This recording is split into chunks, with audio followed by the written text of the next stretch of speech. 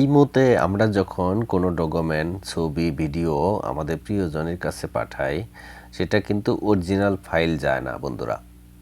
এর কারণ হচ্ছে ইমোর ভিতরে ৩টা সেটিং আছে: স্ট্যান্ডার্ড কোয়ালিটি, এইচডি কোয়ালিটি এবং অরিজিনাল ফাইল। সবার ইমোতেই স্ট্যান্ডার্ড কোয়ালিটিটা সিলেক্ট করা আছে। এটাকে যদি চেঞ্জ করে অরিজিনাল ফাইল, এই সেটিংটাকে সিলেক্ট করে রাখতে পারেন, তাহলে যেরকম কোয়ালিটির ছবি অথবা কোনো ডকুমেন্ট পাঠাবেন সেটা অরিজিনাল ফাইলই যাবে। চলেন বন্ধুরা দেখে নেই কীভাবে এই সেটিংটা চেঞ্জ করবেন। তারপরে অবশ্যই ভিডিওটা শেয়ার করে দেবেন এবং ফলো দিয়ে পাশে। সেটিং চেঞ্জ করার জন্য আপনাকে যেতে হবে ইমো অফিসিয়াল অ্যাপ্লিকেশন, এটাকে ওপেন করবেন। তারপর এখানে উপরে দেখেন প্রোফাইল আইকন, এটাকে সিলেক্ট করবেন। তারপর এখানে দেখেন সেটিং, এই অপশনটাকে সিলেক্ট করবেন। তারপর এখানে দেখেন স্টোরেজ অ্যান্ড ডাটা, এই অপশনটাকে ওপেন করবেন। তারপর এখানে দেখেন মিডিয়া আপলোড কোয়ালিটি, এটাকে ওপেন করবেন।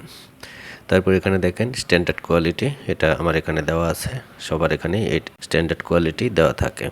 এটাকে আপনি নিচে দেখেন অরিজিনাল ফাইল, এটাকে সিলেক্ট করে দেন।